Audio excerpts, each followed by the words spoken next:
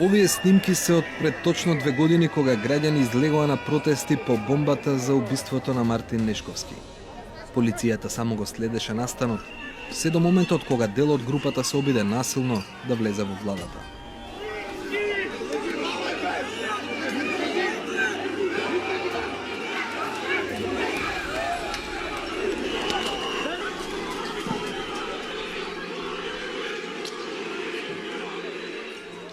Никој, на крај, не се приближи до вратата на владиниот објект.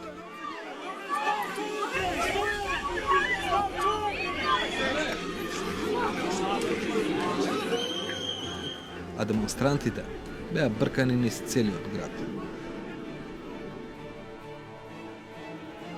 Овие снимки се од вчера, кога граѓани излегоа на протести по изборот на Талат Џафери за претседател на собранието. Полицијата само го следеше настанот, дури во моментот кога дел од групата посака да влезе во зградата на парламентот. Изгледаше како само дел од полицајците да се обидуваат да си ја вршат задачата, додека други нивни колеги може да бидат видени како се поздравуваат со демонстрантите. Зошто полицијата потврли и буквално ги пушти демонстрантите во собранието, наместо да реагира како пред владата пред 2 години? Според министерот за внатрешни работи Нухиу, затоа што командата била партиска. Од моментот на ескалација на ситуацијата, се до 20 часот, раководителот на штабот, господинот Митко Чавков, не беше достапен за мене, иако го барав и телефонски, и лично во оперативниот штаб. Сакам да потенцирам дека, за жал, е очигледно дека во структурите на Министерство за внатрешни работи политичкото влијание има голема улога, што е за секаква осуда. Делот вработените во Министерство за внатрешни работи, на место да ги почитуваат законите и да ги извршуваат своите работни обврски, постапуваат по наредби на политичките центри. Нешто што е за најсилна осуда. 4 часа подоцна, од истата говорница, директорот на Бирото за јавна безбедност Митко Чавков ги отфрли обвинувањата дека полицијата била непрофесионална. Имаше обиди полицијата да го спречи влезот на иритираната и разгневена маса, но употребата на сила во тие услови можеше да значи и да предизвика десетици жртви. Полицијата отпочна со примена на сила веднаш откако добивме информации дека е неопходна интервенција затоа што во собранието е загрозна безбедноста на луѓето внатре и во моментот кога дополнително ги зајакнавме силите со кои проценивме дека можеме да спроведеме брза и енергична акција за евакуација на присутните пратеници и повредените лица. Како примери за слично постапување на полицијата, Чавков ги спомена протестите токму на шарената револуција, кога беше демолирана канцеларијата на претседателот или кога демонстрантите фрлаа боја на институциите.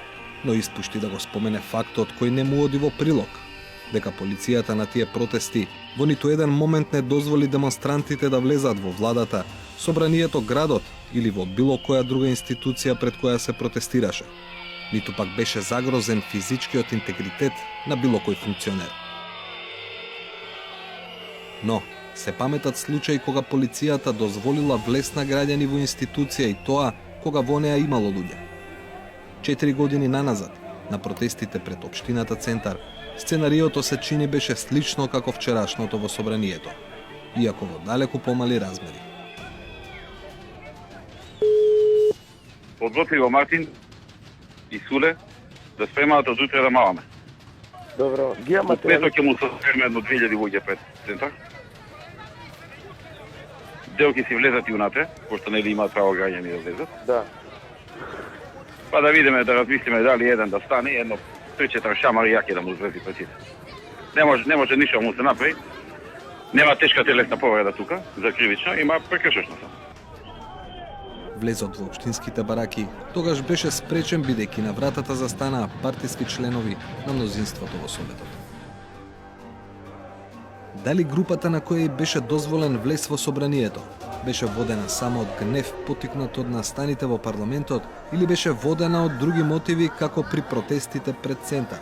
360 степени ги прегледа речиси сите јавно достапни видеоснимки од синокешните настани, каде забележавме очигледни обиди за контрола на штетата. Најинтересна е оваа снимка, кога групата демонстранти упаѓа во прес-центарот. Ова маскирано лице, иако упадна меѓу првите стигна до пратениците кои беа нападнати. Во ниту еден момент додека трае оваа снимка, не удри по народните избраници. Напротив, се чини дека внимаваше групата да не претера во тепањето. Подоцна, учествуваше во давањето команди кон другите маскирани и немаскирани лица за да се повлечат. 360 степени и официјално се обиде да дознае дали маскираните всушност биле инфилтрирани полицајци на задача. Имате ли информација дали некои од лицата кои што беа во фантомки со кашулки се полициски службеници? Таква информација не поседам. Во продолжението одговорот не понуди цврст став дали зад маските може би биле полицајци, но не по задача од МВР. Дека такво нешто е можно, уште пред 2,5 недели во интервју за 360 степени предупреди првиот човек на УБК во времето на конфликтот Горан Митевски, кој патем ја има извршувано и функцијата на која денес е Митко Чавков. Јас сепак опасноста не ја гледам во тие патриотски здруженија, туку во структурите во МВР кои се примени во последните 10 години, кои се уште се обидуваат слепо да извршуваат задачи на директорот Чавков и не го почитуваат Законот за внатрешни работи и Законот за полиција. Тука е единствената опасност за ескалација меѓу народот, без разлика дали е тоа меѓу македонците или при евентуално демонстрирање на албанците по повик на некој од албанските политички партии. До овој момент задржани се 8 лица за насилството во собранието. Внатрешната контрола на МВР го истражува постапувањето на полицајците. Јавното обвинителство тврди дека го истражува однесувањето на демонстрантите. Ови институции ќе треба да откријат дали има такви кои синоќа беа и полицајци и демонстранти.